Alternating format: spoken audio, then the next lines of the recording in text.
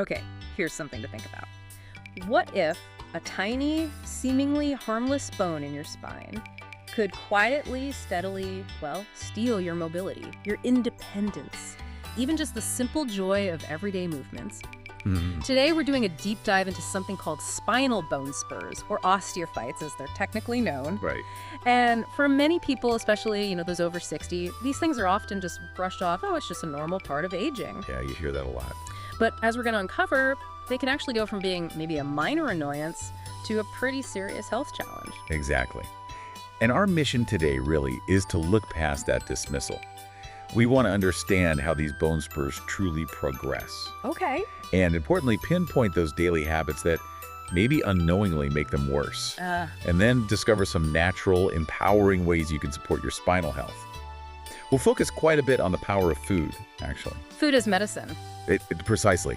This whole deep dive is about getting you concise, actionable knowledge quickly so you can really take control of your well-being. You've called them a silent invader. When someone first gets diagnosed, maybe it's just mentioned on an x-ray, what's the biggest misconception they usually have? Probably the biggest one is that because they often don't cause symptoms at first, they're harmless. Right. Out of sight, out of mind. Exactly. A bone spur is, well, basically your body's attempt to stabilize a joint or a disc that's wearing down, from years of use. That part is often linked to aging. Okay. And interestingly, these spurs, they aren't actually sharp like you might imagine. They're usually smooth, bony growths. Smooth. Yeah, smooth. But even though they're smooth, they can definitely become a relentless source of pain later on. They can create problems where maybe there weren't any before. You used an analogy I thought was really helpful, like a small pebble on a garden path. You barely notice it at first. But how do these growths actually start causing trouble? What are the earliest, maybe subtle signs, even before you get that obvious tingling? That's a great question. So, as these bony bits accumulate, they can start to narrow the small openings where nerves exit the spinal column. Okay. It's a condition called foraminal stenosis. Foraminal stenosis, right. And before you feel that sharp, undeniable nerve pain, you might notice really subtle things you could easily brush off. Like what? Like maybe a persistent dull ache in your lower back or neck after sitting for a while. Or perhaps a fleeting tingling sensation, the kind you might just say, oh, I slept funny. Okay. Those little whispers. Those are the quiet whispers, yeah. When Yeah. the body really starts shouting. And it's not just physical, is it? I know from a traditional Chinese medicine view, this kind of narrowing this restriction, it's seen as a blockage of qi, your vital energy, and blood flow. Oh. How does that wider impact play out on well-being? Oh, absolutely. It disrupts the body's natural harmony. When qi and blood flow are blocked, it's not just about circulation in the Western sense. Right. In TCM, blood also nourishes the mind. It anchors the spirit. So a blockage doesn't just show up as pain and stiffness. It can manifest as, well, persistent fatigue, maybe irritability, even difficulty concentrating, or just feeling generally out of balance. Yeah. That constant nagging discomfort, it really can erode your quality of life. Makes simple joys feel like huge efforts. So it sounds like it really escalates beyond just physical pain. It can limit daily life quite significantly. Yeah. What are some of the more severe ways nerve compression shows up if these spurs aren't addressed? Yeah, the danger definitely intensifies when that pressure on the nerves becomes constant. It goes beyond just numbness or a dull ache. Okay. You can start experiencing radiating pain, like a burning shooting sensation. If the spurs are in your neck, cervical spurs, it can travel down your arms and hands. Ow. Or if they're in your lower back, lumbar spurs, it might go down your legs, your buttocks. That radiating pain is a very clear sign of nerve compression. That sounds awful. It is. I've had patients describe it so vividly, saying their limbs feel like they're on fire or they've fallen asleep for hours. It's incredibly debilitating. And then there's the potential for muscle weakness, losing function. That's where it really hits home in terms of independence, isn't it? Absolutely. If that compression on the nerves continues, it can eventually damage them.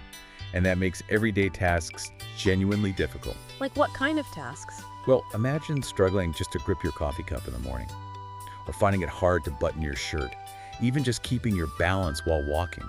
Wow. Yeah. These aren't small things. They're profound blows to your independence. It can make you feel quite helpless, actually. So the takeaway here is crucial. Yes, you absolutely must listen to your body. Don't just dismiss these symptoms as, just getting older. We need to be proactive about spinal health, not reactive. Which brings us to a really powerful question. Are you unknowingly making your bone spurs worse? Maybe with every step you take or even just sitting there. It's a key point, because many habits we develop over a lifetime can, unfortunately, speed up the progression of these spurs. How does that work? What's the underlying mechanism? Well, it's kind of intriguing. Bone spurs are often the body's, let's call it a problematic defense mechanism. Okay. When your vertebral discs wear down, or maybe the ligaments get a bit loose, the body tries to compensate for that instability. It lays down new bone, trying to fuse the vertebrae together. Trying to create stability. Exactly. It's an attempt at stability. But it often leads to more problems like that nerve pinching we talked about. And the issue is, many of our modern habits just make this whole process worse. Okay, let's get specific. Poor posture. That's a big one, right? We all slipe sometimes, but what's actually happening physiologically when we spend years hunched over a desk or a book or, our smartphones? Yeah, years of slouching put tremendous unnatural pressure on your spinal column. This constant poor posture creates chronic stress on the discs and ligaments. And that stress constantly signals your body, repair this area, repair. So it keeps sending the wrong signal. It's like a faulty alarm system, yeah. Calling for reinforcements, more bone, where they aren't actually helpful for healthy function. The end result: more bone spurs, more pain, and a spine that gets stiffer and less mobile over time. But hang on, isn't some amount of wear and tear on the spine just, inevitable as we age? How do we know what's normal aging versus habits that are truly accelerating the problem, making it worse than it needs to be? That is such a critical distinction. Yeah. Yes, some degenerative changes are normal with age, but a sedentary lifestyle, that profoundly accelerates the problem. How so? Movement isn't just for general health. For your spine, it's like a vital nutrient delivery system. Interesting. It helps circulate nutrients to the discs, to the cartilage, keeping them healthy, keeping them supple. When we sit for long stretches, that circulation slows way down. Okay. And that leads to disc dehydration and degeneration. It creates this really vicious cycle. Less movement leads to more pain, and more pain makes you want to move even less. So it's often the lack of movement, not just the passing years, that really fuels the fire. And it's not just what we do or don't do physically, it's also what we eat. You hear a lot about the standard American diet, processed foods, sugar, inflammatory fats, causing chronic inflammation. What's the direct link? How does that inflammation contribute to bone spurs specifically? Okay, think of chronic inflammation like a low-grade fire simmering throughout your body. Right, a constant irritation. Exactly. And for your joints and spine, this inflammation directly speeds up the breakdown of cartilage. Oh, okay. When that cartilage wears down, it triggers that misguided repair process we talked about, the bone spur formation. It's not just that inflammatory foods cause inflammation. They can actually interfere with your body's natural cartilage repair mechanisms, Wow. pushing it towards making more problematic bone instead. So if these daily habits are unknowingly digging us into a deeper hole, what are some first steps, some practical ways to start breaking that cycle? It really begins with small, intentional changes, Yeah. honestly. Like just making it a habit to get up and stretch every 30 minutes if you sit a lot. That alone can make a huge difference. Okay. Simple or incorporating gentle daily movements. Walking is fantastic. Tai Chi, simple yoga poses. These aren't just exercise. They actually help lubricate the joints and actively nourish your discs through that healthy motion. So micro choices. Consistent micro choices. Yeah. Not massive overhauls needed right away. Okay, so movement is vital. But let's circle back to diet. You mentioned food earlier. Could what we eat be the most underrated tool for spinal health, especially as we get older? I mean, what if the real secret to a pain-free life after 60 isn't in a pill bottle, but, on your dinner plate? You know, as someone who practices traditional medicine, I've always seen food as our first and arguably most powerful medicine. Right. While modern medicine often focuses, understandably, on managing symptoms, traditional approaches really try to get to the root cause. And very often, that root cause lies in what we eat. Yeah. So for people dealing with spinal bone spurs, yes, a nutrition-forward approach can be incredibly effective, reducing inflammation, promoting joint health, all from the inside out. So the goal then is shifting away from those inflammatory foods we talked about towards an anti-inflammatory diet. You said putting out the fire in your joints. Exactly. The Mediterranean diet often comes up as a good model here, right? Because it's so rich in those inflammation-fighting foods. It's an excellent model, yes.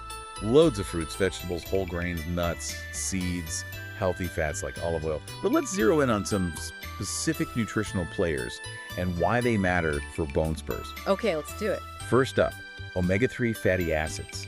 These are potent anti-inflammatories. Found in fish oil, right. Fatty fish like salmon, mackerel, yes. Also walnuts, flax seeds. They don't just reduce general inflammation, they actually modulate the specific pathways involved in cellular repair and help reduce the signals that trigger excessive bone growth. Interesting. Okay, what else? Antioxidants.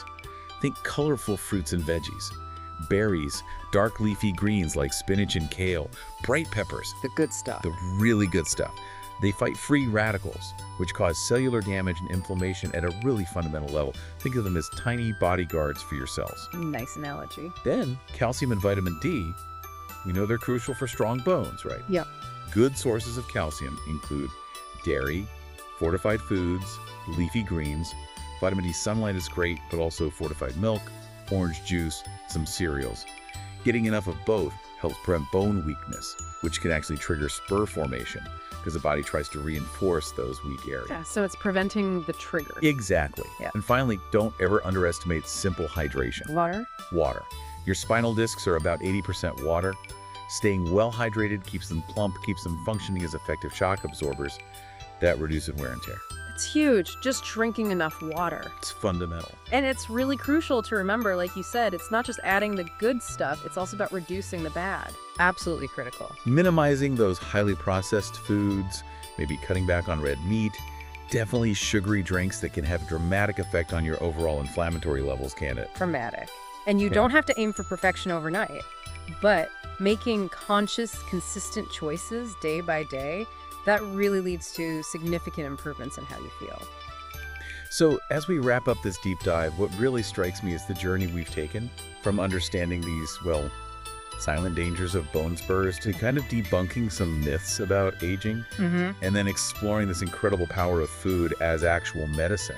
The big lesson seems to be less about just avoiding pain and more about embracing the richness of life that good health allows. Well said. Aging really doesn't have to be this slow slide into pain and limitation. Yeah, It can genuinely be a vibrant, active, and really fulfilling chapter. absolutely. Just, imagine for a moment, waking up without that familiar dull ache in your back. Imagine having the energy to actually play with your grandkids, or to travel, or take up that hobby you've been thinking about, or even just enjoying a simple walk outside without worrying about stiffness or pain afterward. That sounds pretty good. It's not a pipe dream. It truly is an attainable reality for many people, Mm-hmm. but it's built on those small, consistent choices we talked about. A daily walk. The daily walk, yeah. A mindful stretch break, Mm. choosing the healthy food option over the processed one. Small things. And those small actions, when you compound them over time, they create this powerful ripple effect, don't they? They really do. They don't just heal your body, they seem to nourish your spirit too. I mean, you see stories of people who maybe after years of struggling, they just decide, okay, I'm taking control. Yeah. They start with gentle exercises, they shift their diet, and, within months, their whole outlook changes. They're not just physically stronger, they seem emotionally brighter. It's transformative. Mm. They feel empowered again, not helpless. This whole journey really is about reclaiming your power over your own health. So true. So, for everyone listening, as you reflect on what we've discussed today, think of this as a lifelong journey. A journey of empowerment, of well-being, and maybe just ask yourself this. Okay. What single small change will you commit to this week? Just one thing. To invest in your vibrant future self.